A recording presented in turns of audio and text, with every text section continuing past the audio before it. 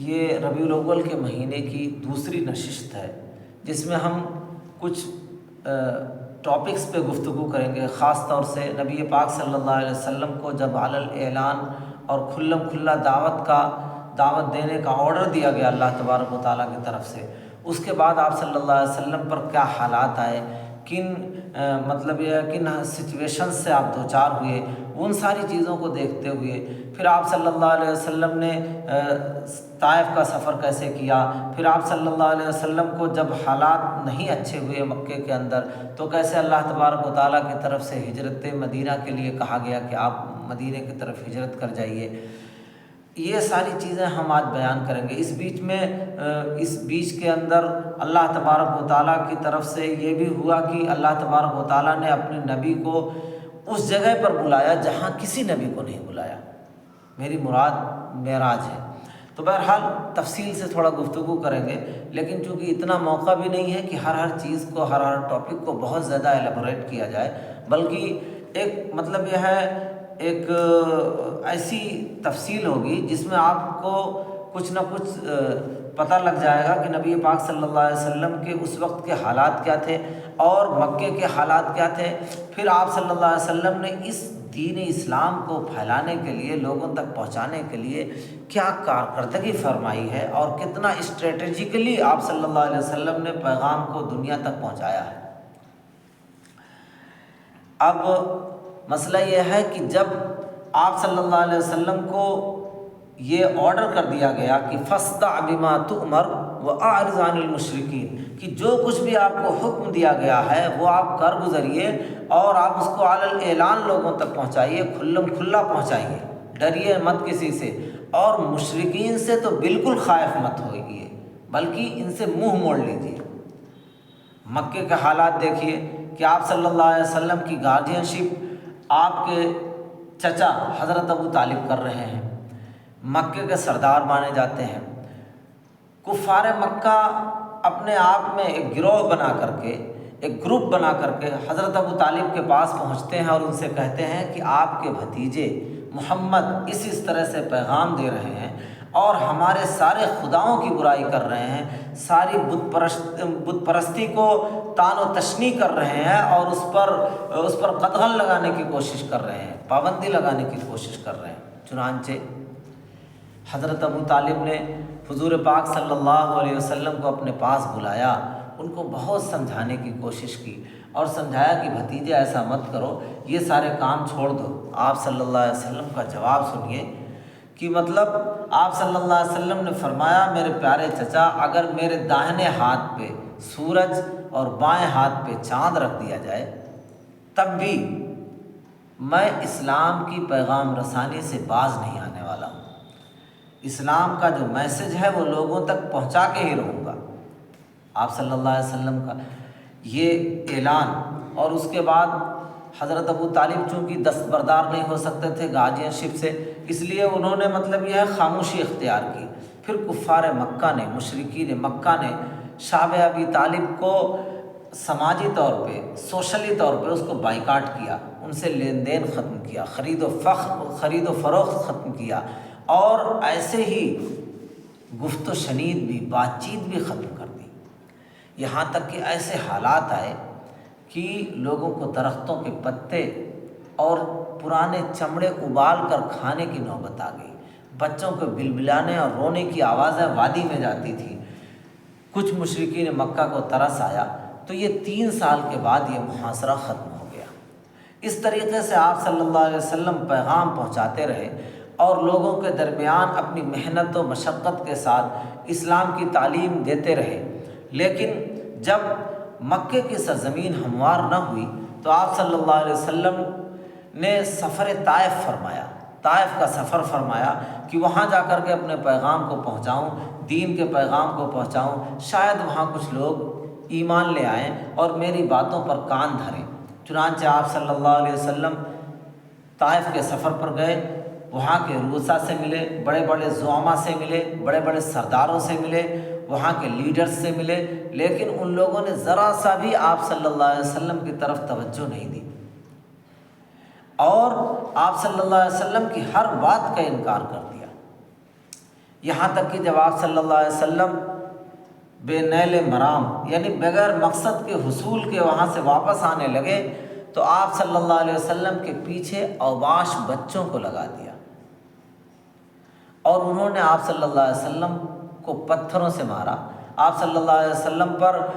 مطلب یہ ہے طعن و تشنیع کی، آپ صلی اللہ علیہ وسلم پر جملے کسے، یہاں تک کہ اتنا آپ صلی اللہ علیہ وسلم زخمی ہوئے کہ آپ کے نالین شریفین خون سے لبریز ہو گئے، بھر گئے۔ ادھر اللہ تبارک و تعالیٰ نے عرش اعلیٰ پر یہ قسم کھایا کہ اگر میرے محبوب کا ایک قطرہ بھی زمین پر گر جاتا ہے تو پورے طائف کو تہس نہس کر دیا جائے گا۔ ایسے ہی حدیث قدسی میں آتا ہے کہ اللہ کے نبی صلی اللہ علیہ وسلم کے پاس پتھروں کے فرشتے آئے، چونکہ طائف دو پتھروں کے بیچ میں آباد تھا۔ پتھروں کے فرشتے آئے، انہوں نے کہا کہ آپ اگر حکم دے تو ان دو پہاڑیوں کو آپس میں ملا دیتے ہیں اور یہ بستی پس کر کے رہ جائے گی۔ ایسے ہی بارش کے فرشتے آئے، آگ کے فرشتے آئے، یہاں تک کہ جبریل امین آئے اور انہوں نے کہا آپ اجازت دیں تو ہم اس بستی کو تحت الثری سے بالکل نیچے سے اٹھائیں گے اور اوپر لے جا کر کے وہاں سے پلٹ دیں گے۔ لیکن آپ صلی اللہ علیہ وسلم نے فرمایا ان قومی لا یعلمون، میری قوم جانتی نہیں ہے، مجھے پہچانتی نہیں ہے۔ ایسا ہے کہ ان کی نسلیں ایمان لے آئیں گی، ان کی اولادیں ایمان لے آئیں گی، اور وہی ہوا۔ طائف میں آپ صلی اللہ علیہ وسلم کو جو ایک طریقے سے تکلیف ہوئی، پریشانی ہوئی، ان پریشانیوں کو آپ صلی اللہ علیہ وسلم نے آئندہ کی امید پر برداشت فرمایا، اور وہ الحمدللہ ثم الحمدللہ آج طائف کے اندر وہ حالات ہیں کہ مطلب یہ بڑی بڑی مساجد ہیں اور وہاں وہ دین کا کام ہو رہا ہے کہ جو ناقابل بیان ہے۔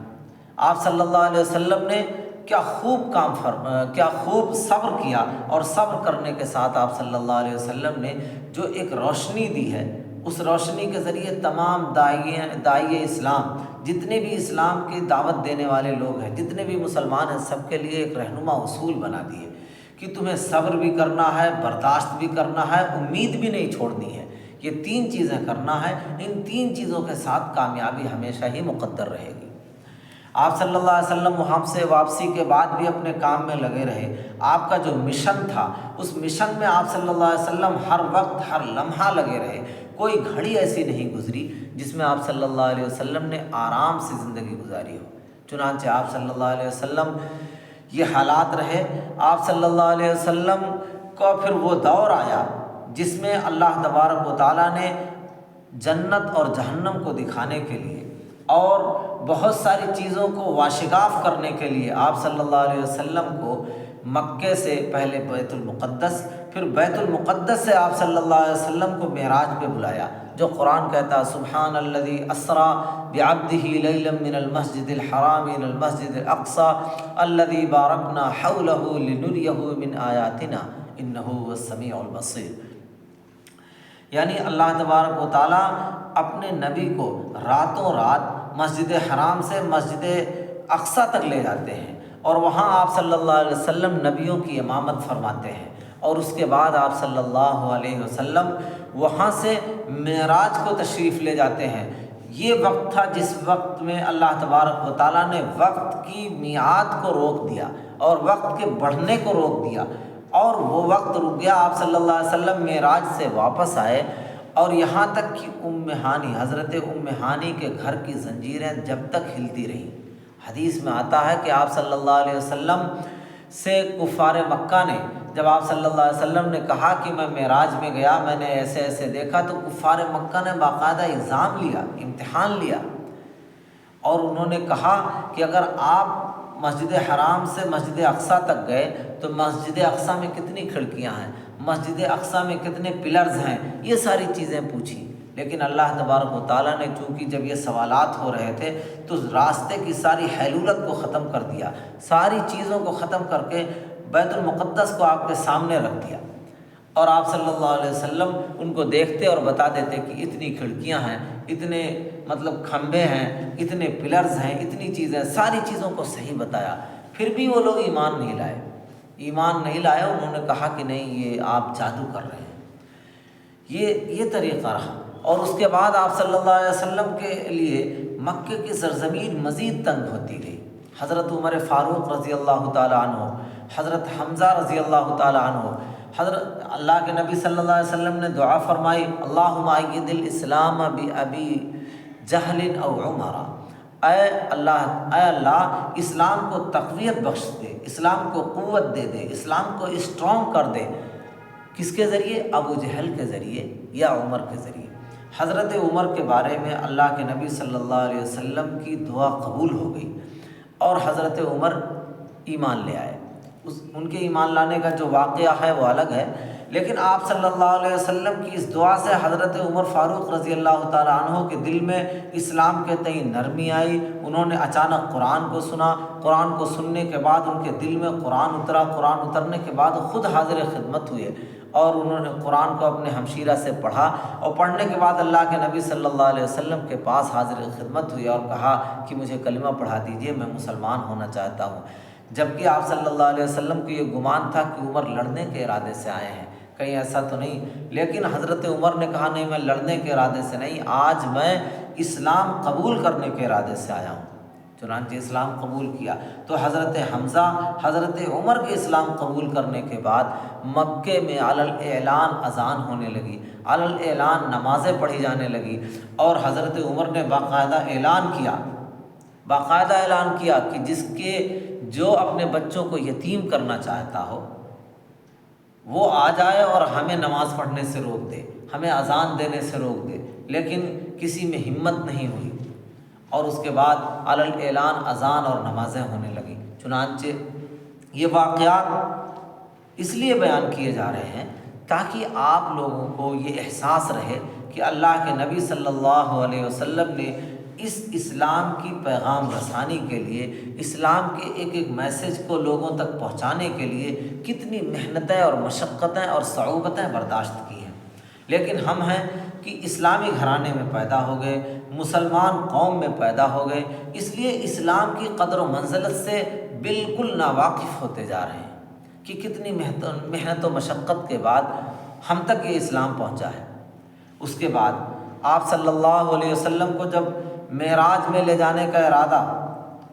حضور پاک صلی اللہ علیہ وسلم معراج میں جب گئے تو اس وقت آپ نے کیا کیا دیکھے، کون کون سی چیزیں دیکھیں اور کون کون سے واقعات آپ صلی اللہ علیہ وسلم کو نظر آئے، وہ سب ایک تفصیل چاہتے ہیں، اور تفصیل اس کے لیے وقت بھی درکار ہے۔ آپ صلی اللہ علیہ وسلم کو جب معراج میں لے جایا جانے لگا تو سدرۃ المنتہا تک پہنچنے پر، سدرۃ المنتہا ایک جگہ ہے جو قرآن شریف میں سورہ نجم میں آیت بھی ہے، وہ تو سدرۃ المنتہا تک پہنچنے کے بعد جبریل امین نے بھی کہا کہ اس سے آگے میں نہیں جا سکتا ہوں، اس لیے کہ میرے پر جل جائیں گے۔ آپ صلی اللہ علیہ وسلم اس کے بعد اکیلے گئے اور آپ صلی اللہ علیہ وسلم سے ڈائریکٹ اللہ تبارک و تعالیٰ سے بات چیت ہوئی۔ اللہ تبارک و تعالیٰ نے اس جگہ اللہ تبارک و تعالیٰ نے کیا فرمایا، نبی پاک صلی اللہ علیہ وسلم نے کیا فرمایا، جو ہم نماز میں پڑھتے ہیں۔ جب اللہ تبارک و تعالیٰ کے حضور ہمارے نبی جناب محمد رسول اللہ صلی اللہ علیہ وسلم حاضر ہوئے تو فرمایا التحیات للہ والصلوات والطیبات، اتنا فرمایا کہ تمام بدنی عبادتیں، تمام قولی عبادتیں، تمام فعلی عبادتیں سب اللہ تبارک و تعالیٰ کے لیے ہیں۔ یہ مطلب جو زبان سے بولی جانے والی ہیں، جو حرکات و سکنات سے اپنے جسم سے ادا کرنے والی ہیں، جو اپنے فعل اور کردار سے ادا کرنے والی عبادتیں ہیں، وہ سب کی سب اللہ رب العزت کے لیے ہیں۔ تو اللہ رب العزت نے خوش ہو کر کے فرمایا السلام علیک ایھا النبی ورحمۃ اللہ وبرکاتہ۔ اتنا سننا تھا کہ اللہ کے نبی صلی اللہ علیہ وسلم نے اپنی امت کو یاد فرمایا، اور فرمایا جب یہ فرمایا اللہ تبارک و تعالیٰ نے السلام علیک ایھا النبی ورحمۃ اللہ وبرکاتہ، تو اللہ کے نبی نے فرمایا السلام علینا وعلی عباد اللہ الصالحین، ہم پر بھی سلامتی ہو اور آپ کے نیک بندوں پر بھی سلامتی ہو۔ یہ سارے ڈسکشن اللہ تبارک و تعالیٰ کے ساتھ اور ہمارے نبی کے ساتھ ہو رہے ہیں، اور اس کے بعد ان سارے مذاکرات کو دیکھ کر کے جو وہاں فرشتے موجود تھے انہوں نے فرمایا اشہد ان لا الہ الا اللہ وحدہ واشہد ان محمدا عبدہ ورسولہ، اشہد ان لا الہ الا اللہ وحدہ لا شریک لہ واشہد ان محمدًا عبدہ ورسولہ، یہ جو فرمایا اب یہ کمپلیٹ ہوا، اب یہ تحیات کمپلیٹ ہوئی جس کو ہم تحیات کے نام سے یاد کرتے ہیں۔ یہ وہ ذکر ہے جس کو ہم بیٹھ کر کے ادا کرتے ہیں، جس کو اللہ تبارک و تعالیٰ نے، اللہ کے نبی نے معراج کے موقع پر عرش اعلیٰ پر، عرش بری پر ذکر فرمایا ہے، وہ ذکر ہے۔ اس لیے بڑے اعتماد کے ساتھ، بڑے وثوق کے ساتھ اور بڑی خشیت اور خضوع کے ساتھ نمازوں کو ادا کرنا چاہیے، اس لیے کہ جو ہم پڑھ رہے ہوتے ہیں وہ ایک ایک چیز کہاں سے کنیکٹڈ ہوتی ہے اس کو ہم اور آپ لوگ نہیں جانتے ہیں۔ چنانچہ آپ صلی اللہ علیہ وسلم نے اس کے بعد جنت اور دوزخ کا بھی معائنہ فرمایا، اور دوزخ میں تو ایسے افراد کو دیکھا جو مطلب آگ لگے ہوئے تنور میں ڈالے جا رہے ہیں، اور ایسی کیفیت پیدا ہوئی ان کے اندر کہ مطلب آپ صلی اللہ علیہ وسلم نے جبریل امین سے اور دوسرے جو فرشتے تھے آپ صلی اللہ علیہ وسلم کے ساتھ ان سے پوچھا، اور پوچھنے کے بعد فرمایا، کہا کہ یہ کون لوگ ہیں؟ تو فرمایا یہ وہ لوگ ہیں جو زنا کیا کرتے تھے، ننگے مطلب، اور ایسے وہ لوگ جو زبان کا استعمال کر کے جھوٹ بولتے تھے، چغلی کرتے تھے، یا مطلب تقاریر کرتے تھے اور خود عمل نہیں کرتے تھے، ایسے لوگوں کی زبانیں بڑے بڑے چاقوؤں سے کتری جا رہی ہیں، یہ سب بھی دیکھا آپ صلی اللہ علیہ وسلم نے۔ بہرحال وہ ایک تفصیل طلب واقعہ ہے، اور اس واقعے کو ایک پورا ٹاپک اور پورا دن چاہیے بیان کرنے کے لیے، معراج کا واقعہ یہ ہوا۔ اور اس کے بعد آپ صلی اللہ علیہ وسلم نے اس کے باوجود بھی جب کفار مکہ نے ساری چیزیں پوچھ لی معراج کے بعد، اور ان کو ساری چیزوں کی ڈیٹیل اللہ کے نبی صلی اللہ علیہ وسلم نے بیان فرما دیا، تب بھی وہ لوگ ایمان نہیں لائے۔ اور جب ایمان نہیں لائے تو چونکہ یہ آفاقی مذہب ہے، عالمی مذہب ہے، پورے دنیا میں پھیلنے والا مذہب ہے، چنانچہ یہ جب پوری دنیا میں پھیلنے لگا اور مختلف جگہوں سے لوگ آ کر کے خانہ کعبہ کا طواف کرتے، وہاں آپ صلی اللہ علیہ وسلم کی مجلسیں لگی رہتی، آپ صلی اللہ علیہ وسلم وہاں تشریف فرما رہتے، تو وہ اسلام کے بارے میں پوچھتے اور جاننے کی کوشش کرتے۔ چنانچہ جب جاننے کی کوشش کرتے تو بہت ساری نئی چیزیں انہیں معلوم ہوتی، اور جب نئی چیزیں معلوم ہوتی تو ایمان لے آتے۔ تو دور دراز علاقوں میں خوب پھیلا، یہاں تک کہ مدینے میں بہت زیادہ اس دور میں ہی ایمان پھیل چکا تھا، اور اہل مدینہ آپ کو دعوت دیا کرتے تھے کہ آپ ہجرت کر کے مدینہ آ جائیے۔ ہجرت کا مطلب ہوتا ہے چھوڑنا، چونکہ مکہ آپ کا پیدائشی وطن ہے، اور مطلب یہ ہے برتھ پلیس ہے، تو اس کو چھوڑ کر کے مدینے جانا، کسی کو بھی اپنی برتھ پلیس چھوڑ کر کے دوسری جگہ پہ جانا تھوڑا تکلیف دہ ہوتا ہے۔ آپ صلی اللہ علیہ وسلم چونکہ آپ کے آبا و اجداد وہاں تھے، آپ کے خاندان کے لوگ وہاں تھے، آپ وہاں پرورش پائے، آپ کی مطلب یہ ہے 53 سال تک آپ اپنی زندگی کے وہاں گزارے، 13 سال مکی زندگی نبوت کے بعد جو گزری کوئی اتنا آسان نہیں تھی، لیکن آپ صلی اللہ علیہ وسلم نے باوجود اس کے من جانب اللہ حکم ہونے کے بعد آپ نے ارادہ کیا کہ ہم جو ہے ہجرت کر جائیں گے۔